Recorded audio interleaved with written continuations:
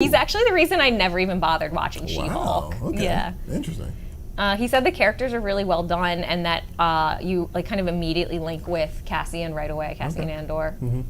I think Cassian's an interesting character, and like you only get a little bit of him. I think intentionally in Rogue One. So yeah, I'm curious to see where this goes. I'm gonna give it a shot. I saw a new trailer actually today that was saying it's on Disney Plus now, and I was like, oh, that looks good. It looks good. It looks good. Got to be honest with you. Trailers. All right, so this week we have a book that is called Hunter Ninja Bear, and here's the thing. I love this, right? Because sometimes titles are so indirect. Yes, correct. But this book is exactly what it's promising. And so this is something from Chuck Dixon, who is probably one of the more essential creators involved with the Batman comics. Okay. Like, he gave us Bane, he pretty much established Birds of Prey, like, he had a classic run on Nightwing, but he's been doing a lot of indie stuff lately, and so this is one of the more recent ones, Hunter Ninja Bear. So check out this trailer, and when we come back, I'll tell you a little bit more about it.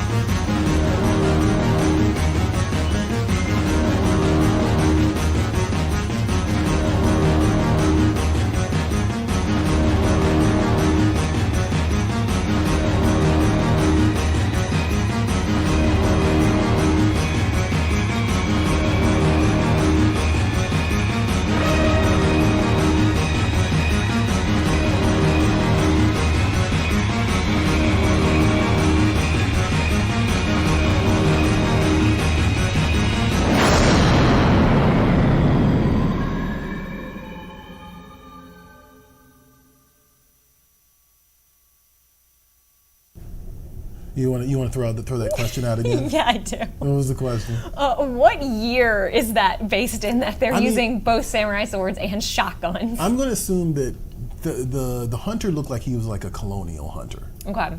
So I'm going to say he might, that might make a little bit of sense in terms of where the time syncs up. 1700s? Right? Yeah, something like that. I didn't want to give a hard date because I'm like, I'm not that well versed in colonial history at all. But yeah, maybe that might work a little bit out. Okay. That might work out a little bit. So yeah, this is actually kind of a cool survivalist thing that they're doing here, which I think is actually really interesting.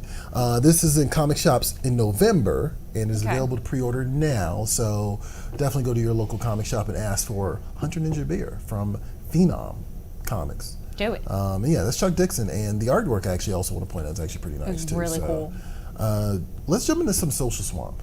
Yes. Yeah, I think this is going to be an interesting one because we got some interesting comments on this. Here we go, Social Swamp.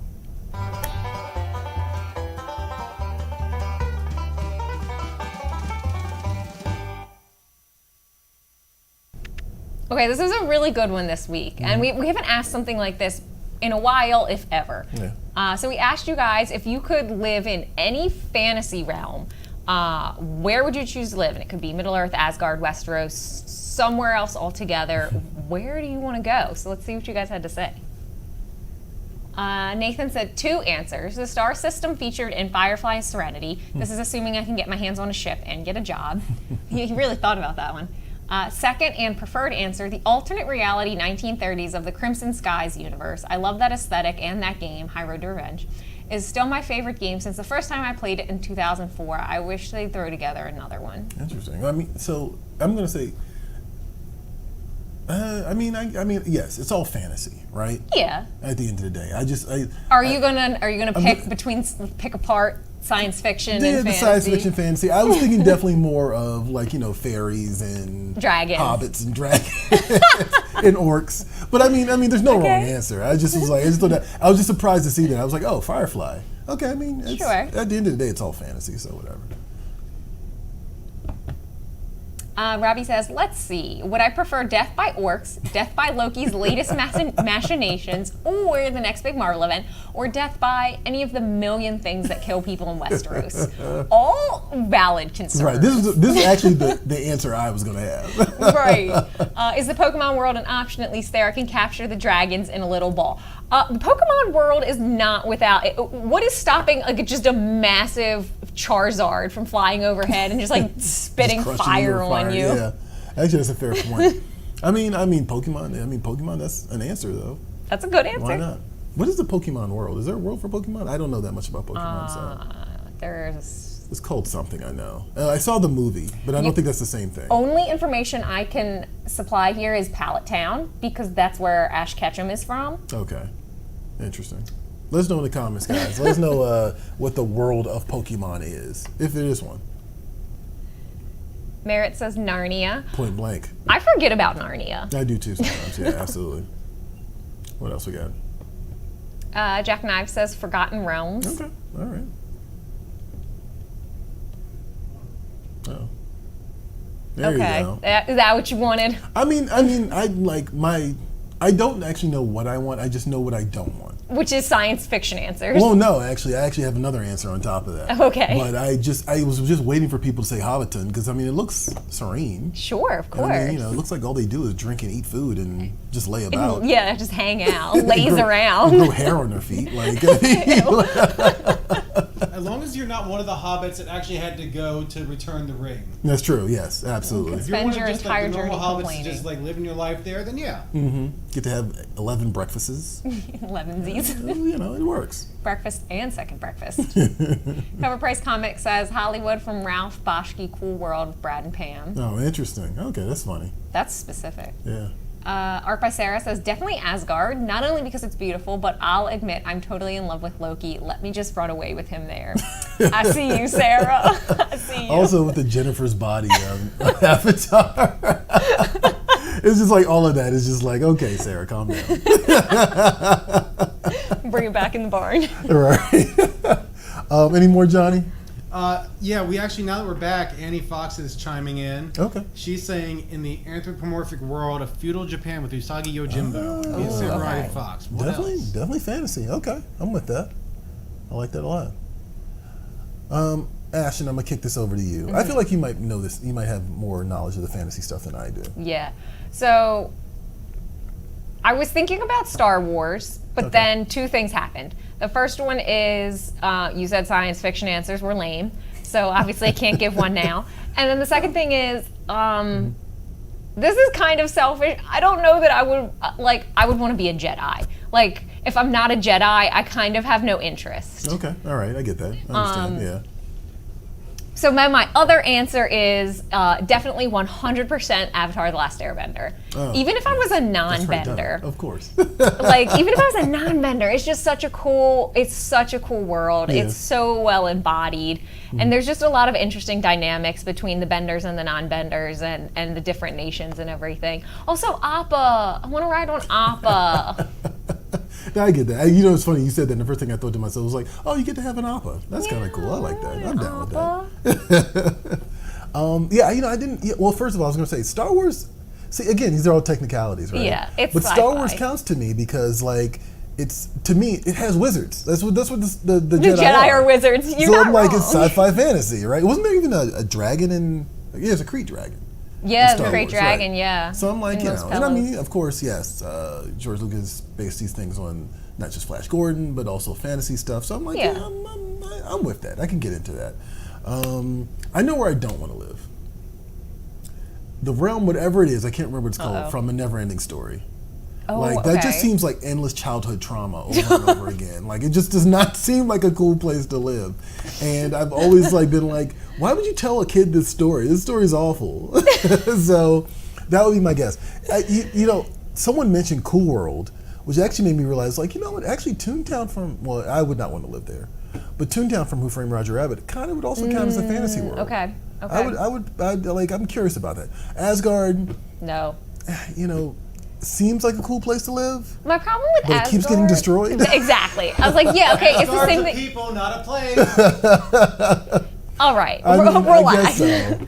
I reckon so. It's the same thing as Hobbiton. Like, they just lay around, no one works. They just tell stories and just shoot the shit. Excuse my language, but it's just for as much lazing about as they do, they also have war constantly. They do. They constantly have war, and it just doesn't seem. All these places kind of seem kind of suspect. There's always some massive evil that just ruins things for everybody. Ruins everybody's good time. Right. I like that no one said Westeros because I threw that out there, but I was like, no one's gonna want to live there. There's just too much of everything in Westeros. So much drama and politics. And killing. Bureaucracy. And incest.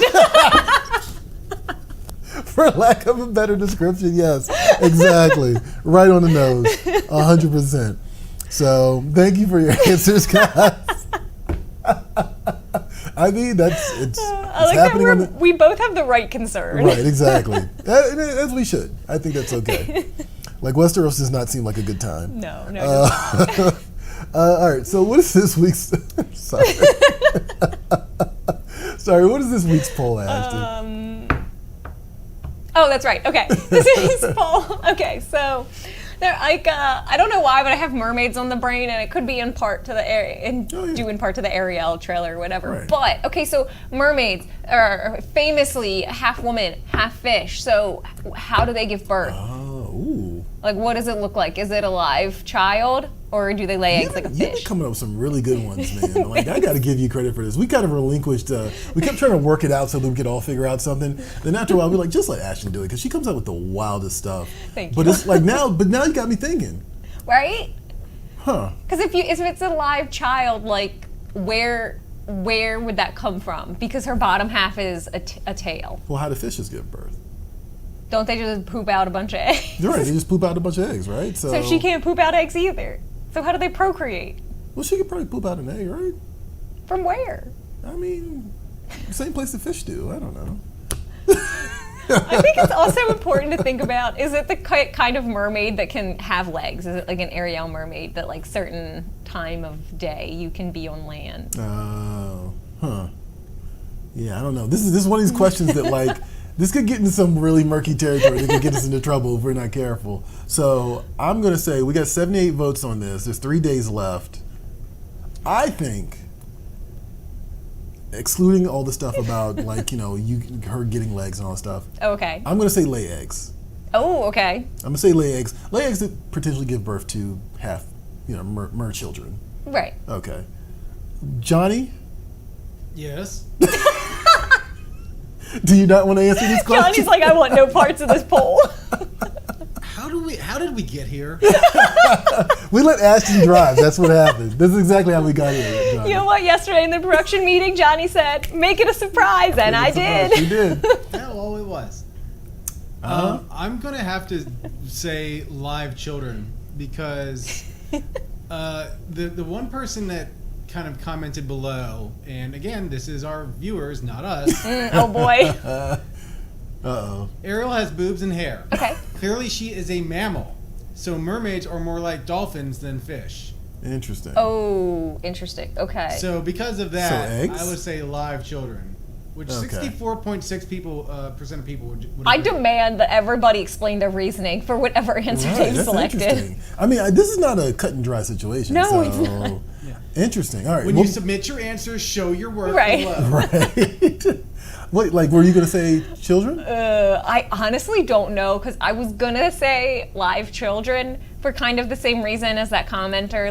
The majority of her functionality is human. Yeah. But then I talked myself out of it when I said, how would that birthing process work? That's wild. Johnny, I'm going to say right now, I want this clipped out, and we're going to throw it on the internet. Oh, this is 100% going on TikTok. This is going on TikTok, 100%. This is going on TikTok. This is going on Instagram as a promo for this episode. That is, okay. Man, that really is messing with my brain. I know. It ruined my whole day. I love, you know what I'm saying? Every now and then I'm like, I'm just sort of like, you know what? Ashton really is a nerd because, oh my God, the things she thinks about are just like, they're just as bad as like, they're just as bad as like, can Hulk beat Thor? Can, just like all the stuff that nerds always argue about. So it's just a different aspect. It's on a different level, different though. cast of but characters. It's still the same, different cast of characters, but same thing. So I appreciate it. All right, let's do the comic shop shout out.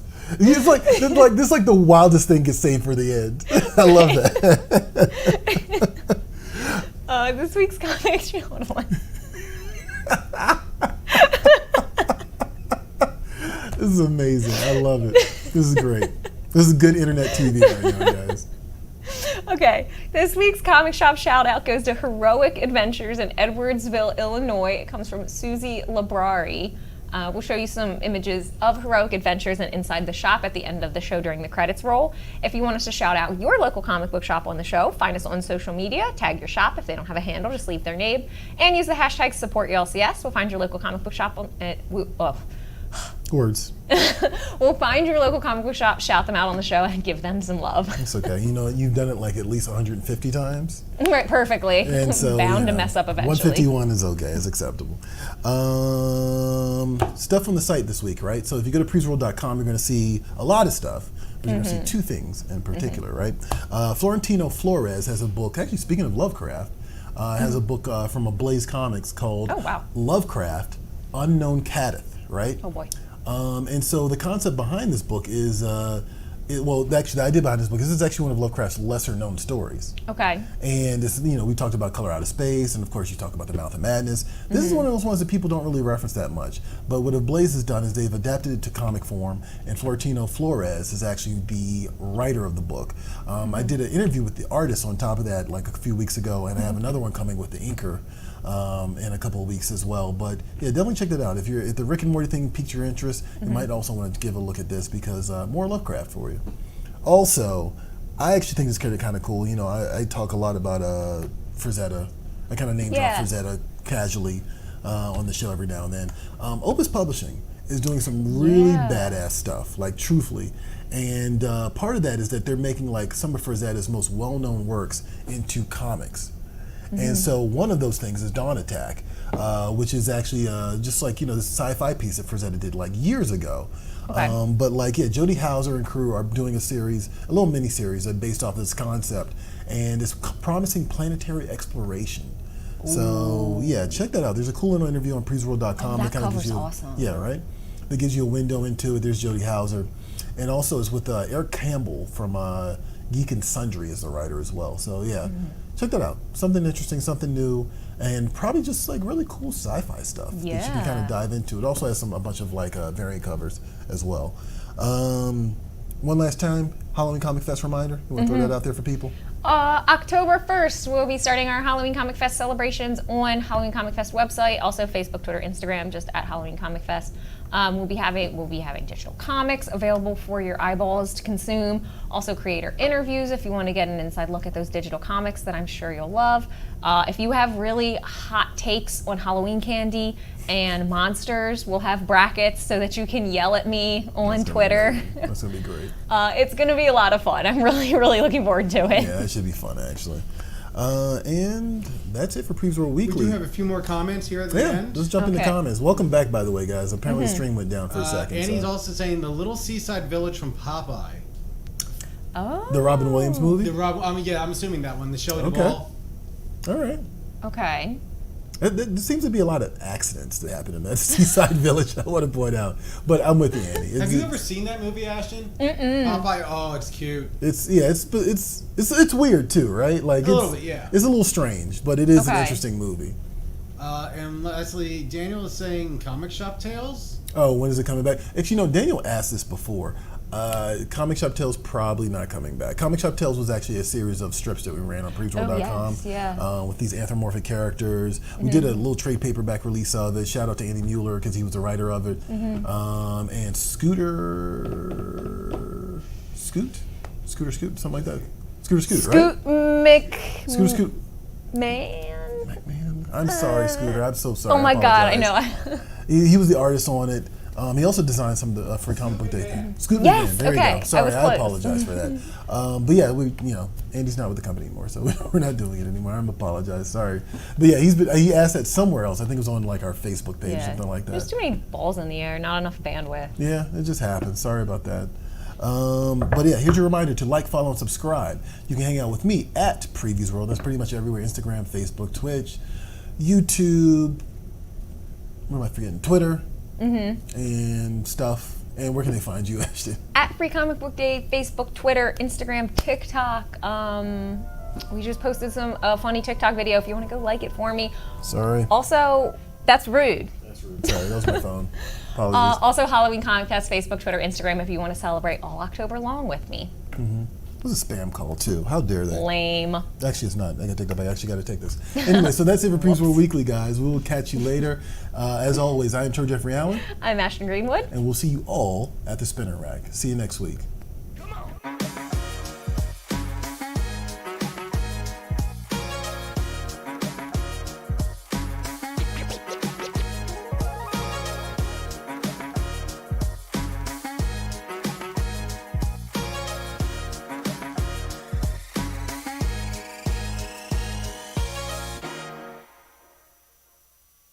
Don't forget that you can also get a sneak peek at upcoming comics by picking up a copy of this month's Previews catalog.